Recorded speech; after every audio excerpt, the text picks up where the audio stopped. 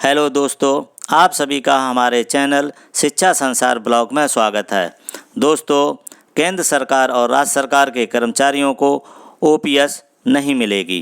Print media के द्वारा खबरें आ रही हैं कि सोमनाथन कमेटी और कर्मचारी संगठनों की 15 जुलाई 2024 को हुई मीटिंग में ओपीएस ओल्ड पेंशन स्कीम की चर्चा नहीं हुई है और न्यू पेंशन स्कीम में ही गारंटेड पेंशन देने पर ही जोर रहा। अब आप क्या उम्मीद कर रहे थे कि जिस कमेटी के गठन का उद्देश्य ही एनपीएस को न्यू पेंशन स्कीम को बेहतर बनाना था, बिना ओपीएस यानी बिना ओल्ड पेंशन स्कीम की तरफ लौटे। उस कमेटी की मीटिंग में ओल्ड पेंशन स्कीम की बहाली पर चर्चा कैसे हो सकती है। सरकारी कर्मचारियों को ओल्ड पेंशन स्कीम नहीं मिलेगी, लेकिन न्यू पेंशन स्कीम को ही ओपीएस जैसा ओल्ड पेंशन स्कीम जैसा बनाने का प्रयास किया जा रहा है। लेकिन अगर सरकार को ओल्ड पेंशन स्कीम ही देनी होती तो इतना प्रयत्न करने की ज़रूरत क्या थी। तो अब आप समझ लीजिए कि संभावित आने वाले पेंशन ड्राफ्ट में ओल्ड पेंशन स्कीम जैसा क्या क्या होने वाला है और क्या नहीं। तो ओल्ड पेंशन स्कीम की तरह ही क्वालिफाइंग सर्विस के नियमों के साथ अंतिम मूल वेतन की 50% गारंटेड पेंशन होने वाली है। दोस्तों, महंगाई राहत भी मिलने वाली है। स्वैच्छिक यानी बीआरएस सेवानिवृत्त पर भी पेंशन का प्रावधान होगा।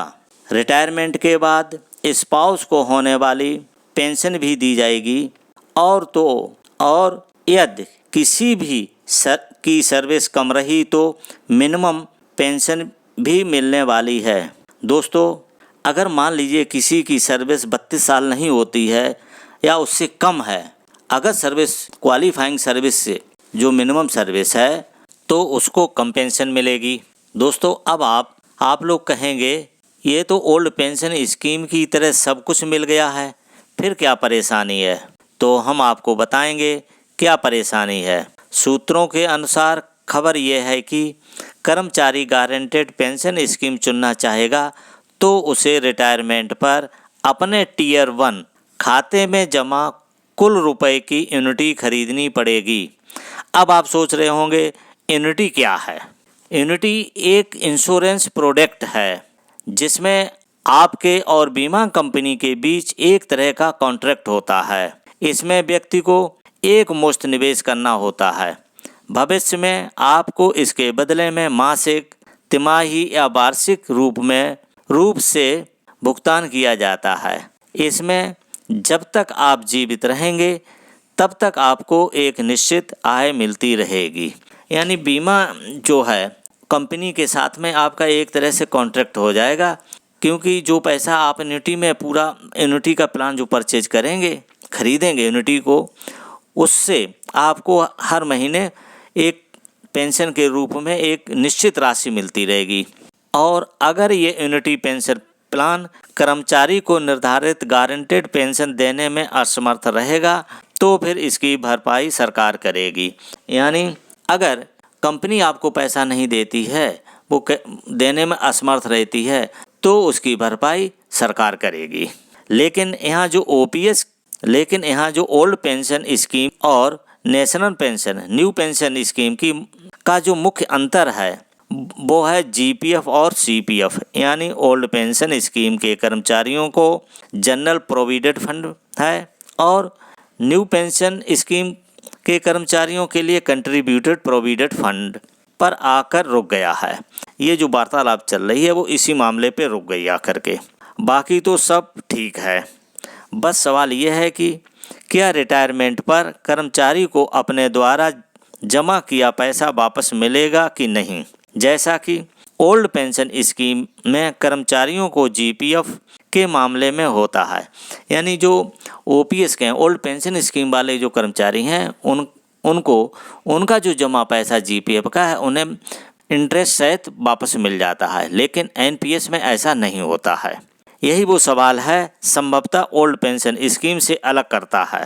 तो देश के लाखों कर्मचारियों की तरह हमें भी इंतजार है कि बजट में पेश होने वाले संभावित पेंशन ड्राफ्ट में इस समस्या का उचित समाधान सरकार निकालेगी।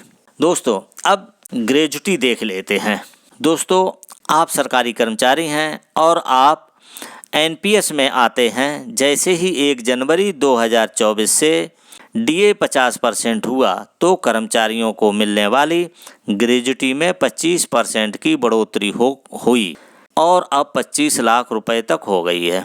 जो ग्रेजुटी पहले 20 लाख मिलती थी, अब इसकी लिमिट 25 लाख तक हो गई है। अब बताएंगे कि एनपीएस के अंतर्गत आने वाले कर्मचारियों की तो इन कर्मचारियों को परेशान होने की कोई आवश्यकता नहीं है। जो एनपीएस में कर्मचारी आ रहे हैं उनको कोई भी परेशानी होने की ज़रूरत नहीं है, क्योंकि उन्हें भी ओपीएस ओल्ड पेंशन स्कीम के अंतर्गत आने वाले कर्मचारियों की तरह ग्रेजुटी का लाभ मिलने वाला है। जो ड्राफ्ट बन रहा है उसमें एनपीएस के भी कर्मचारियों को वही लाभ मिलेगा जो ओल्ड पेंशन स्कीम वालों को मिलता है। यहाँ पर ये याद रखने योग्य है कि 5 मई 2009 को जारी आदेश में कर्मचारियों की मृत्यु या रिटायरमेंट में ग्रेजुटी का प्रावधान था, लेकिन 26 अगस्त 2016 को जारी कार्यालय ज्ञापन यानी ऑफिशियल ऑफिस मेमोरेंडम में एनपीएस के अंतर्गत आने वाले कर्मचारियों के लिए भी ओपीएस के कर्मचारियों की ही तरह सीसीएस पेंशन रूल्स 1972 के अंतर्गत ही रिटायरमेंट या मृत्यु ग्रेजुटी का प्रावधान कर दिया गया है। इसका मतलब ये हुआ कि नेशनल पेंशन सिस्टम यानी न्यू पेंशन स्कीम या एनपीएस के अंतर्गत आने वाले कर्मचारियों या ओपीएस के अंतर्गत आने वाले कर्मचारियों की पेंशन योजना भले ही अलग अलग है, लेकिन दोनों को मिलने वाली ग्रेजुटी और नियम बराबर हैं, एक समान हैं। दोस्तों, ये जानकारी आपको देनी थी। अगर आपको ये वीडियो अच्छा लगा हो तो इसको लाइक कर लीजिएगा। लाइक करने के साथ इसको अधिक से अधिक शेयर कर दीजिए। अगर आप पहली बार इस चैनल को देख रहे हैं तो इस चैनल को सब्सक्राइब कर लीजिएगा। इस वीडियो को देखने के लिए थैंक यू फॉर वॉचिंग। अब मिलेंगे अगले वीडियो में नई जानकारी के साथ।